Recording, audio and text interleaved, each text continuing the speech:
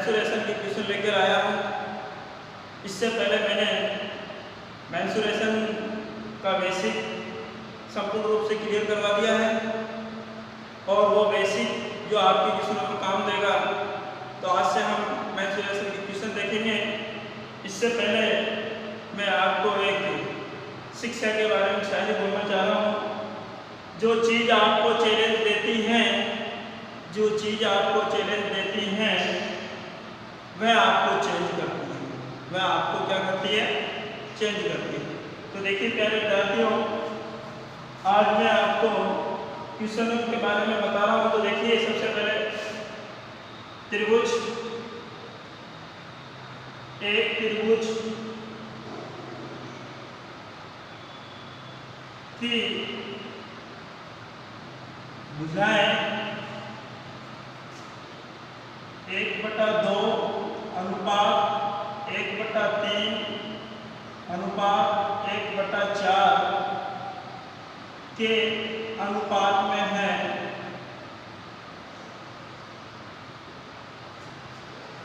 तथा इस त्रिभुज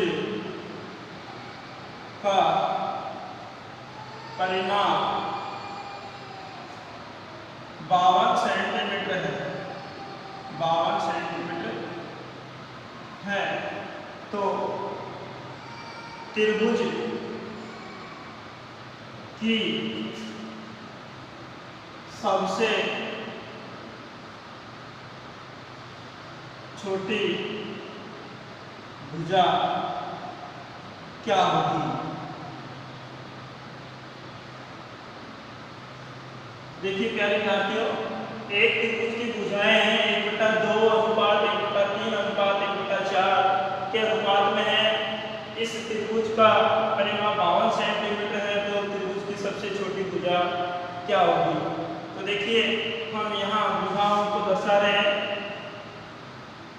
A अनुपात B अनुपात C में A का मतलब हो गया 1/2, B का है 1/3, C का 1/4। इस प्रकार से भिन्नों अनुपात हैं, तो इसका अनुपात हम विलोम अनुपात से हल करेंगे। तो देखिए कैसे निकालेंगे इसका अनुपात। जैसे हम एक का अनुपात निकालेंगे तो एक के कॉलम को इसको हम छुपा लेंगे, बाकी के हर को गुणा करेंगे, 3 × 4 करेंगे, क्या आएगा 12। फिर 3 को छुपाएंगे, 2 को 4 से मल्टीप्लाई करेंगे तो क्या होगा 8, और 4 को छुपाएंगे, 2 को 3 से करेंगे तो क्या होगा 6। 12 अनुपात 8 अनुपात 6 क्या आ गया मेरे विद्यार्थियों? 12 अनुपात 8 अनुपात 6। अब ये डिवाइड किससे हो रहा है? देखिए 2 से हो रहा है।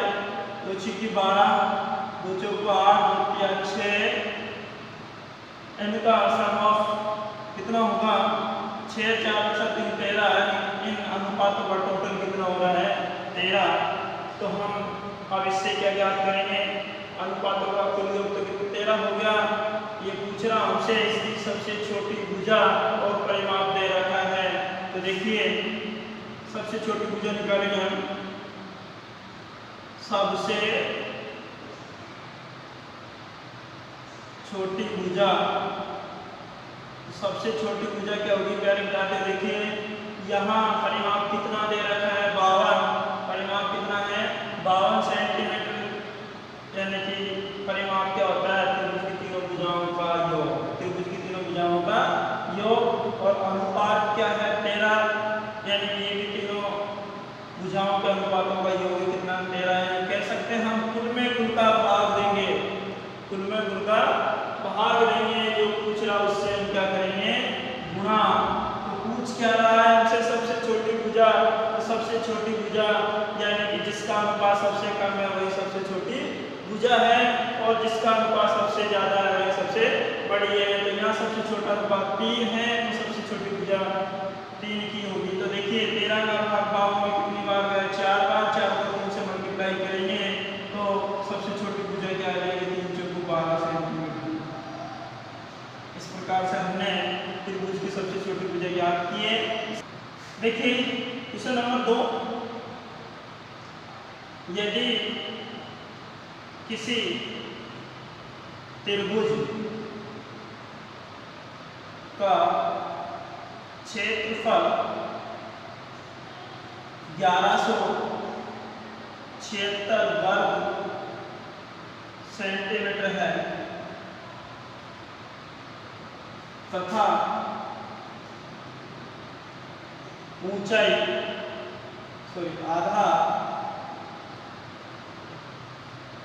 व ऊंचाई का अनुपात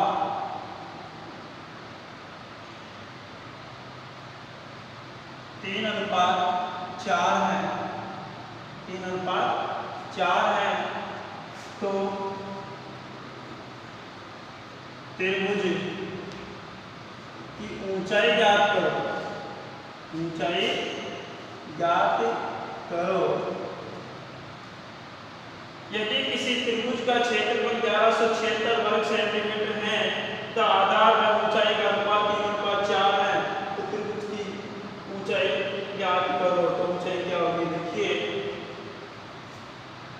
ये त्रिभुज है आपका,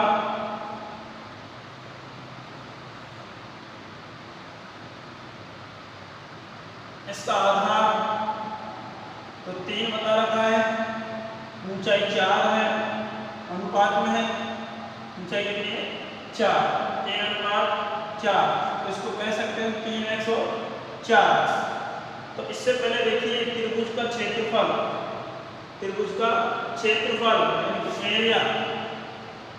एरिया निकालेंगे। एरिया का सूत्र होगा 1/2 गुना बेस यानी कि आधार गुना ऊंचाई। 1/2 गुना आधार कितना हो गया इसका? 3x, ऊंचाई क्या होगी? 4x बराबर इसका क्षेत्रफल क्या? 1176। तो देखिए 2 से डिवाइड करें, 4 को 2 बार 2 के 6 और x में x करेंगे x² बराबर 1176। 6 का भाग देंगे इसमें तो कितना आ रहा है? 6 कम 6 बच गए 5, 57 हो गए। 6 नाम 54 बच गए 3, 36 हो गया। 6 जब 36 यानी x² बराबर क्या हो गया? 196। इसका स्क्वायर रखेंगे, सामने वाले का हम क्या निकालेंगे? वर्गमूल। क्या निकालेंगे? वर्गमूल। तो 196 का वर्गमूल क्या होगा? 14। 196 का वर्गमूल क्या हो गया? 14। x का मान 14 आ गया। अब ये पूछ रहा हमसे ऊंचाई, इसकी ऊंचाई क्या है? ऊंचाई याद करेंगे तो देखिए मैंने की ऊंचाई 4x दे रखी। चलो 4x बराबर 4 गुना x का मतलब 14 तो 56 सेंटीमीटर। यानी कि यहाँ इस क्वेश्चन में त्रिभुज की ऊंचाई त्रिभुज की ऊंचाई कितनी होगी? प्यारे साथियों 56 सेंटीमीटर। इसके बाद क्वेश्चन पढ़े, किसी त्रिभुज का आधार 15 सेंटीमीटर है, इसकी ऊंचाई 12 सेंटीमीटर है। एक अन्य त्रिभुज की ऊंचाई जिसका क्षेत्रफल इस त्रिभुज के क्षेत्रफल का क्या है? दुगना और आधार 20 सेंटीमीटर। तो ज्ञात कीजिए। हमें ज्ञात क्या करना है? इसकी ऊंचाई ज्ञात करनी है। क्या ज्ञात करना है?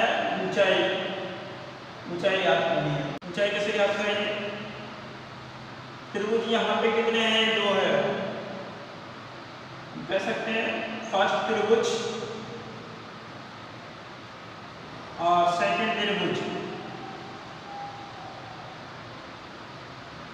2 त्रिभुज इनके बारे में चर्चा करेंगे, तब हम इसकी ऊंचाई निकालेंगे। तो देखिए किसी त्रिभुज का आधार 15 है, ऊंचाई 12 है। तो सबसे पहले हम इस त्रिभुज का एरिया निकालेंगे। एरिया का सूत्र क्या होता है? 1/2 गुना आधार गुना ऊंचाई। तो आधार क्या है? 15 है और ऊंचाई कितनी है? 12। तो क्या हो जाएगा इसका एरिया? देखिए 2 का भाग 12 में 6 बार 90 यानी कि 90 वर्ग सेंटीमीटर। इस त्रिभुज का क्षेत्रफल कितना होगा? 90 वर्ग सेंटीमीटर। तो दूसरा त्रिभुज का क्षेत्रफल इसका दुगना है। इसका दुगना 90 का दुगना कर देंगे हम, कितना हो जाएगा? 180 वर्ग सेंटीमीटर। दूसरे त्रिभुज का क्षेत्रफल क्या हो जाएगा? 180 वर्ग सेंटीमीटर। अब दूसरे त्रिभुज में भी आधार दे रखा, हमें ऊंचाई ज्ञात करनी है।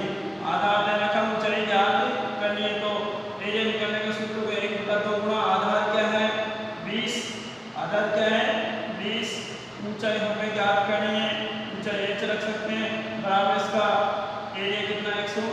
80।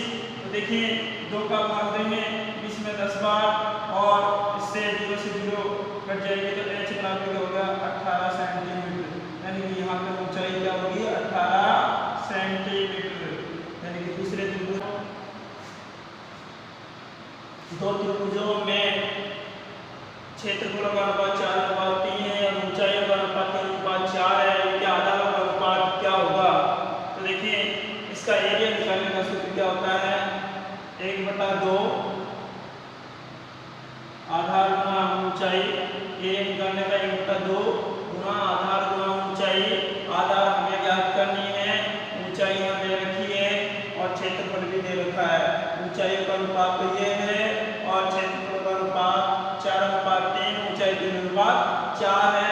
हमें आधार ज्ञात करना है, हमें क्या ज्ञात करना है आधार।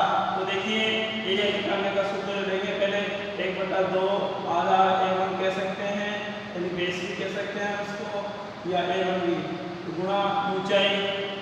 पहले ऊंचाई हो जाएगी 3/1/2, फिर आधा A2 कर देंगे गुणा ऊंचाई की 4। इसके बाद इनका क्षेत्रफलों का अनुपात क्या है 4:3, यानी हम कहेंगे 4/3। तो देखिए 1/2 से 1/2 क्रॉस हो गया। अब यहाँ देखिए 1 के सामने 4 है, 2 के सामने 3 है, तो इसको क्रॉस मल्टीप्लाई करेंगे, ये इससे गुणा हो जाएगा, ये इससे गुणा हो जाएगा। तो 4 करेंगे क्या होगा 16, यानी A1 का तो क्या हो जाएगा 16 और A2 का क्या हो जाएगा 3 × 3 करेंगे 9। यानी कि यहाँ सबसे पहले हम आ जाए संभावित त्रिभुज का एरिया निकालेंगे। एरिया निकालने का सूत्र क्या होता है, एरिया बराबर होता है √3/4 भुजा का स्क्वायर और इसका क्षेत्रफल कितना दे रखा है यहाँ 400√3। तो देखिए इसके नीचे हम 1 रख सकते हैं। अब हमें इसको हल करने में कहीं समस्या नहीं होगी, ऊपर के ऊपर काट सकते हैं, अंश से अंश कट जाएगा बराबर है तो, और अक्षर कट जाएगा तो √3 से √3 खत्म और ये 4 तो 4 से गुणा करेंगे भुजा स्क्वायर बराबर कितना हो जाएगा 1600। क्या हो जाएगा 1600। इसका स्क्वायर टाइम इसका वर्गमूल निकालेंगे, 1600 का वर्गमूल क्या होगा 40, यानी कि भुजा आपकी कितनी होगी 40 सेंटीमीटर। 40 सेंटीमीटर इसका परिमाप ज्ञात करेंगे, परिमाप पेरीमीटर P से दर्शा सकते हैं इसको। तो इसका परिमाप ज्ञात करने का सूत्र है 3 गुणा भुजा। 3 गुणा भुजा, यहाँ भुजा कितनी 40, 3 को 40 से मल्टीप्लाई कर देंगे तो यहाँ कितना है 4 के 120 सेंटीमीटर, यानी संभावित त्रिभुज का परिमाप यहाँ कितना आ गया पहले बताती हो 120 सेंटीमीटर। इसके बाद किसी त्रिभुज की भुजाएं 3 सेंटीमीटर, 4 सेंटीमीटर, 5 सेंटीमीटर है और इस त्रिभुज की भुजाओं के मध्य बिंदुओं को मिलाने से बने त्रिभुज का क्षेत्रफल क्या होगा, बने त्रिभुज का क्षेत्रफल क्या होगा। तो देखिए सबसे पहले हम डायग्राम बना रहे हैं इसमें त्रिभुज। ये त्रिभुज है, क्या ये त्रिभुज, इसका नाम दे दिया हमने A, B और C। इसके मध्य बिंदु हो गए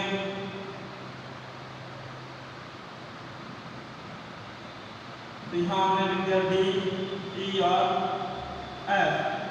इस प्रकार से ये नई आकृति बनने से इसके अंदर कितने त्रिभुज हो गए 1, 2, 3 और 4। तो हमें इस त्रिभुज का एरिया निकालना है। इसका क्या निकालना है एरिया फाइंड आउट करना है। तो एरिया निकालेंगे, कैसे निकालेंगे तो सबसे पहले हम इस बड़े त्रिभुज का क्षेत्रफल निकालेंगे। बड़े त्रिभुज का क्षेत्रफल निकालेंगे, इसकी तीनों भुजाएं दे रखी है, तीनों भुजाएं के नाम दे रखी है। तो सबसे पहले हम इसका सेमी पेरीमीटर परिमाप निकालेंगे। क्या निकालेंगे अर्ध परिमाप, इसको सेमी पेरीमीटर कहते हैं, इससे दर्शाएंगे। तो अर्ध परिमाप निकालने के लिए तीनों भुजाओं का योग करेंगे। तो यहाँ इसकी तीनों भुजाएं क्या है, इसको मान लीजिए 3 सेंटीमीटर है और ये 4 सेंटीमीटर है और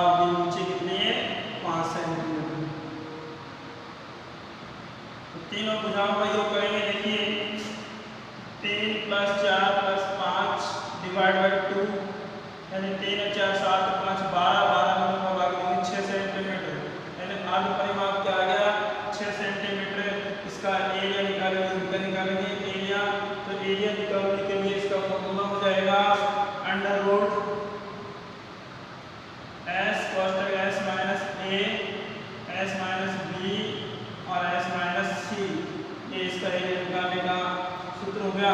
तो देखिए इसमें एस क्या है, 6 है, 6 कोष्टक 6 माइनस ए का मतलब 3 रख सकते हैं पहली भुजा, फिर 6 माइनस 4 और 6 माइनस 5, इस प्रकार से हमने तीनों भुजाओं को ले लिया।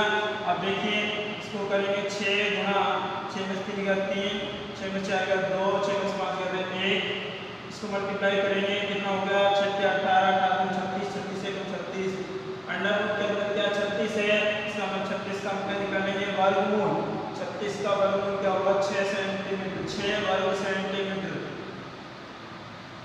ये 6 वर्ग सेंटीमीटर क्या है, इससे बड़े त्रिभुज का क्षेत्रफल है। ये बड़े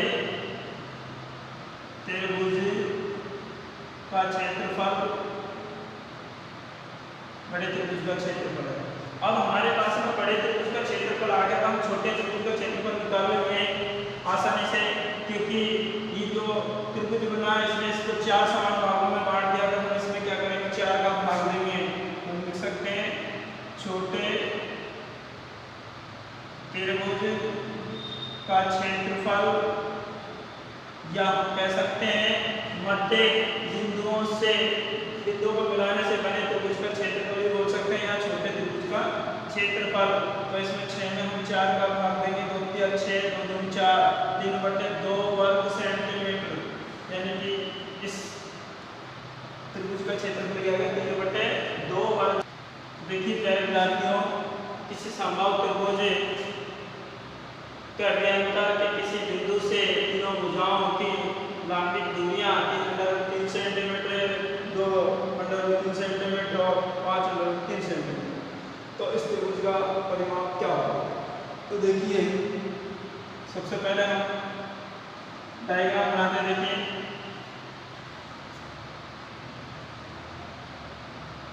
ए बी और सी,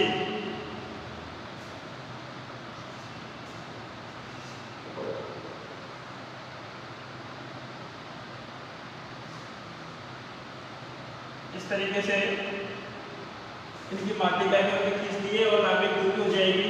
तो देखिए यहाँ हम ओ केंद्र हो गया, तीनों शीर्षों से जो केंद्र है वो क्या है ओ। अब यहाँ से एक त्रिभुज बना है BOC, BOC एक त्रिभुज ये बन गया, दूसरा त्रिभुज बन गया AOC और तीसरा बन गया AOB। इन तीनों त्रिभुजों का क्षेत्रफल इस बड़े त्रिभुज के क्षेत्रफल के योग के बराबर है। तो देखिए सबसे पहले हम लेंगे त्रिभुज ये ले लेते हैं, जैसे AOC, त्रिभुज AOC का क्षेत्रफल प्लस त्रिभुज AOB का क्षेत्रफल, त्रिभुज AOB का क्षेत्रफल प्लस त्रिभुज BOC का क्षेत्रफल, BOC का क्षेत्रफल, यानी इन तीनों त्रिभुजों का सम किसके बराबर हो गया, इस बड़े त्रिभुज ABC के क्षेत्रफल के बराबर है। तो देखिए त्रिभुज ABC का क्षेत्रफल, तो देखिए यहाँ हम इनकी दूरियां दर्शा दें, जैसे सबसे पहले √3, दूसरी 2√3, तीसरी 1 5√3। तो मान लीजिए यहाँ इसको हम कह सकते हैं √3 है और ये 2√3 है और ये 5√3 है।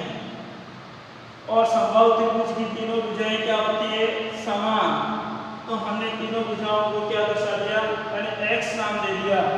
इस प्रकार से इसका सबसे पहले क्षेत्रफल निकालेंगे। तो देखिए क्षेत्रफल निकालने का सूत्र क्या होता है 1/2 गुणा आधार गुणा ऊंचाई। तो यहाँ आधार क्या हो गया x, ऊंचाई हो गया √3, आधार का x हो गया, ऊंचाई क्या है √3, फिर प्लस दूसरे का 1/2 गुणा आधार, इसका वही x हो गया और ऊंचाई क्या होगी 2 √3 प्लस तीसरे हो गए 1/2 गुणा आधार बाई x और ऊंचाई 5√3।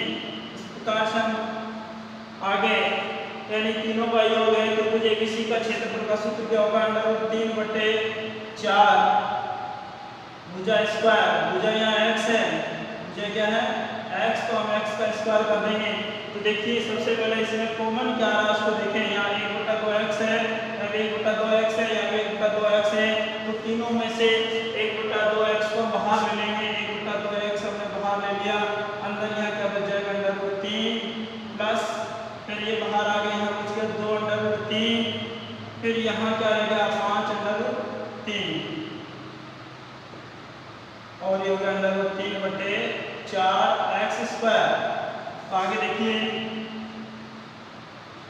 1/2x √3 एक बार या दो बार या 5 बार, 1 है तो 3 और 5 के होंगे 8। इसको हम लिख सकते हैं 8/5 बराबर 8/3, क्योंकि 1 2 3 और 5 8 हो गए, यानी अंडर रूट कितने हैं 8। 8/3 बराबर में है 3/3/4x²।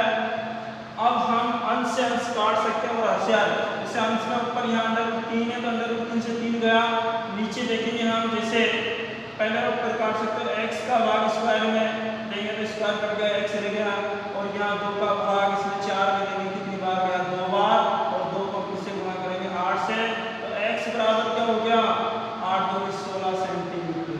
यानी कि यहाँ x, इस x का मान क्या आ गया 16 सेंटीमीटर। कह सकते हैं कि हम इसकी भुजा हमने याद कर ली है, यानी इसकी भुजा क्या आ चुकी है x का मान क्या है 16 सेंटीमीटर। अब ये हमसे क्या पूछ रहा है परिमाप, क्या पूछ रहा है परिमाप। तो समबाहु त्रिभुज का परिमाप याद करने का सूत्र क्या हो गया, यानी कि 3 गुना भुजा परिमाप, 3 गुना भुजा। तो हमें पता 3 गुना भुजा है, तो 3 को किससे गुणा करेंगे 16 से, 3 × 16 करेंगे 16 × 48 सेंटीमीटर, यानी कि इस त्रिभुज का परिमाप क्या हो गया 48 सेंटीमीटर। देखिए किसी त्रिभुज का क्षेत्रफल 216 वर्ग सेंटीमीटर है और इसकी यानी कि इसकी भुजाओं का अनुपात 3:4:5 है, तो इस त्रिभुज का परिमाप क्या होगा। तो देखिए यहाँ 3:4:5 है, तो 3 4 5 ये पाइथागोरस प्रमेय से संबंधित है। तो इस प्रकार से यहाँ त्रिभुज कौन सा बन जाएगा समकोण। त्रिभुज कौन सा बन जाएगा समकोण, यानी कि इसकी कर्ण हिपोटेनस 5 सेंटीमीटर, इसका बेस आधार यानी 3 सेंटीमीटर, या हम इसको अनुपात में रख देंगे, कोई इकाई नहीं देंगे, और इसकी हाइट परपेंडिकुलर ऊंचाई यानी कि लंब कह सकते हैं इसको, यहाँ 4 है तो इनको हम x लगा देंगे, इनके साथ कह सकते हैं हम 3x 4x और 5x, यानी कि कर्ण तो कितना हो गया इसका 5x, लंब क्या हो गया 4x, आधार क्या हो गया 3x। तो इस प्रकार से हम पहले इसका त्रिभुज का क्षेत्रफल निकालेंगे, तो इसका एरिया निकालने का सूत्र क्या हो जाएगा 1/2 गुणा आधार क्या है 3x, आधार क्या है 3x, और ऊंचाई यानी कि लंब क्या है, ऊंचाई कह सकते हैं 4x बराबर इसका क्षेत्रफल कितना है 216। तो देखिए 2 का भाग 4 में 2 बार 2 के 6x x² बराबर 216, 6 का भाग 216 में कितनी बार गया 36 बार, और इसका स्क्वायर टाइम इसका वर्गमूल निकालेंगे तो x बराबर क्या हो गया 36 का वर्गमूल 6, यानी कि x का मान क्या आ गया यहाँ पे 6 सेंटीमीटर। इसके बाद हम इसका परिमाप निकालेंगे, तो देखिए परिमाप तीनों भुजाओं का योग, परिमाप क्या इस त्रिभुज की तीनों भुजाओं का योग 3x + 4x + 5x, 3x + 4x + 5x बराबर कितना हो गया 3 4 7 5 12x। तो यहाँ 12 को किससे मल्टीप्लाई करेंगे, x का मान 6 है, तो 6 से, तो 12 6 की 72 सेंटीमीटर, यानी इस त्रिभुज का परिमाप क्या हुआ 72 सेंटीमीटर। इस प्रकार ये हमारा आयताकार भूखंड हो गया।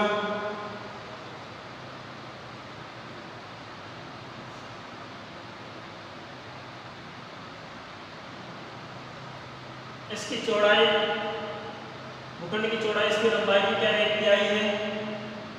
मान लीजिए यानी चौड़ाई x है तो लंबाई 3x है, एक तिहाई, यानी चौड़ाई x है और लंबाई क्या होगी 3x।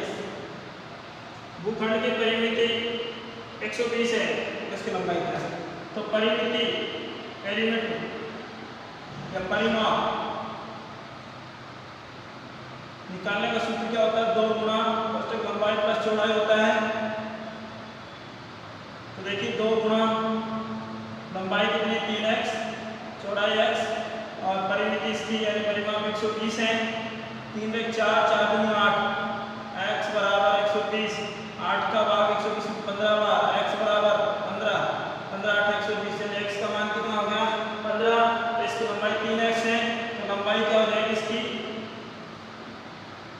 3x बराबर 3 को 15 से मल्टीप्लाई करेंगे क्या हो जाएगा 15 के 45 सेंटीमीटर, क्या सॉरी मीटर दे रखा था, हम इसको मीटर लिखेंगे।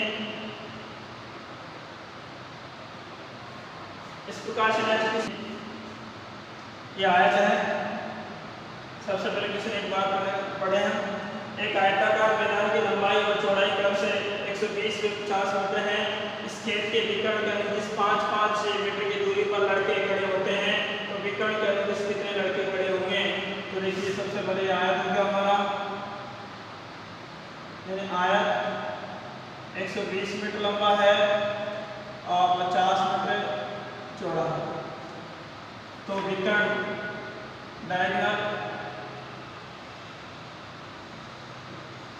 विकर्ण निकालेंगे, इसका फॉर्मूला होगा लंबाई का स्क्वायर और चौड़ाई का स्क्वायर, अंडर रूट लंबाई l का स्क्वायर प्लस b यानी चौड़ाई का स्क्वायर। तो यहाँ देखिए लंबाई तो क्या है 120, चौड़ाई क्या है 50 का स्क्वायर। 120 12 के 144, 1 0 की 2 0 हो जाएगा, प्लस 5 का 25 1 की जगह 2 हो जाएगा। जोड़ेंगे 144 में 25 जोड़ेंगे 168, 2 0 लगा देंगे 16,900, इसका वर्गमूल लेंगे तो क्या हो जाएगा 168 का 13, 2 0 की 0 देंगे 113 मीटर, यानी कि विकर्ण की लंबाई क्या होगी 113 मीटर। अब हमें लड़कों की संख्या ज्ञात करनी है, किसकी ज्ञात करनी है लड़कों की संख्या। लड़कों की संख्या बराबर 130 है, विकर्ण की लंबाई 130 है। कितनी दूरी पर डिस्टेंस में 5 मीटर की, में 5 का भाग देंगे और इसमें हम 1 जोड़ देंगे तो क्या हो जाएगा 5 का भाग 5 दूनी 10, बच गए 3 5 30 26 प्लस 1 करेंगे क्या होगा 27, यानी कितने लड़के हो जाएंगे 27। लड़कों की संख्या क्या हो जाएगी मेरे साथियों 27। देखिए आज की क्लास यहीं पर संपन्न की जा रही है और हमारे इस चैनल को आप सब्सक्राइब करें, वीडियो को लाइक एंड शेयर करें, जिससे आपको नेक्स्ट आने वाली क्लास मिलती रहे। धन्यवाद।